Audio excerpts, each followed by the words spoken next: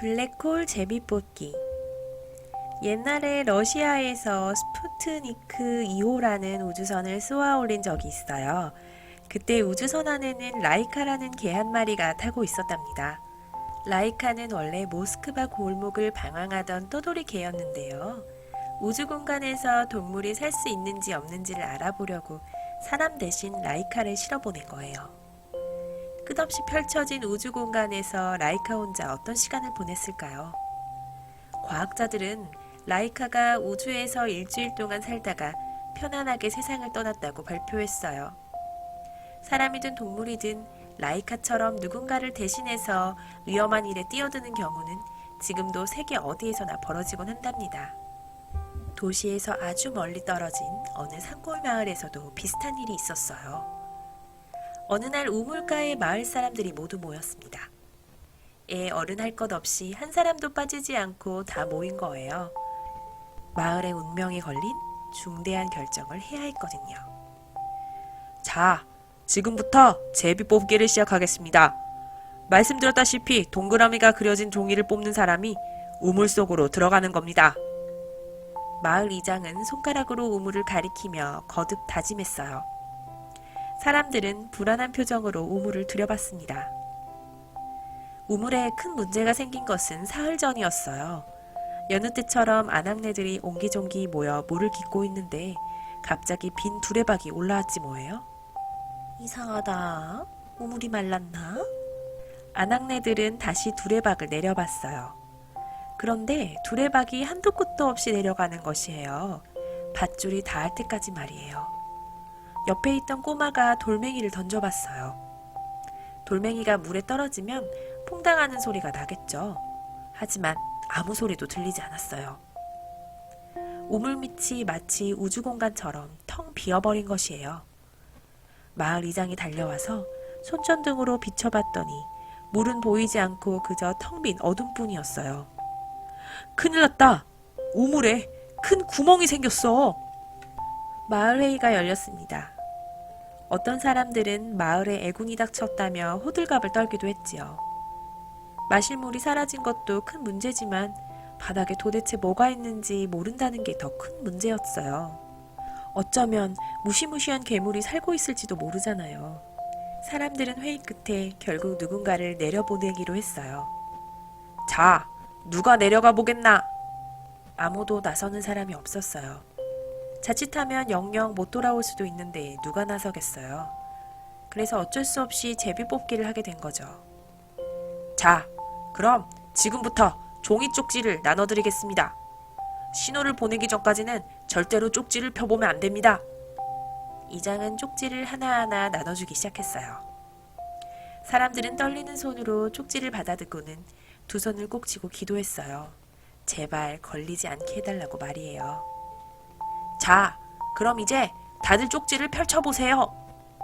이장이 큰 소리로 외치자 사람들은 두근거리는 마음으로 쪽지를 펼쳤어요. 곧이어 여기저기서 휴, 살았다 하는 소리가 터져나오기 시작했어요. 서로 얼싸안고 기뻐하는 사람도 있었고 손으로 가슴을 쓸어내리는 사람도 있었지요. 꼬마도 뒤늦게 쪽지를 펼쳐봤어요. 우물 속으로 돌멩이를 던졌던 그 꼬마예요. 그런데 어떡하죠?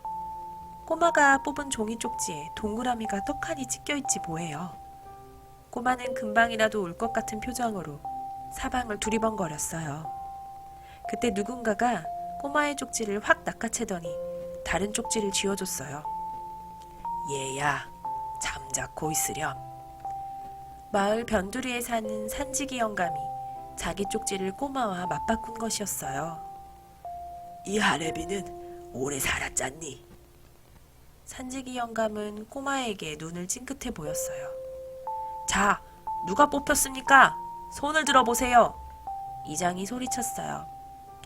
다들 재수없게 뽑힌 사람이 누구인지 보려고 두리번거렸습니다. 산지기 영감은 깊이 숨을 들이신 다음 손을 번쩍 들어 올리려고 했어요. 하지만 이번에도 누가 쪽지를 확 낚아챘지 뭐예요? 도대체 누구였을까요? 쪽지의 임자가 나타나자 사람들은 깜짝 놀라고 말았어요. 글쎄, 누렁이 녀석이 쪽지를 물고 있지 않겠어요? 산지기 영감에게서 빼앗은 그 쪽지 말이에요. 그런데 누렁이가 누구냐고요? 누렁이는 허구한 날 동네 구석구석을 돌아다니는 떠돌이개예요. 누렁이는 동그라미가 찍힌 쪽지를 문 채 이장만 쳐다보고 있었어요. 내가 이 녀석에게도 쪽지를 나눠줬던가? 이장이 어떻게 해야 하나 하고 망설이는데 누군가가 소리를 쳤어요. 누렁이를 내려보냅시다!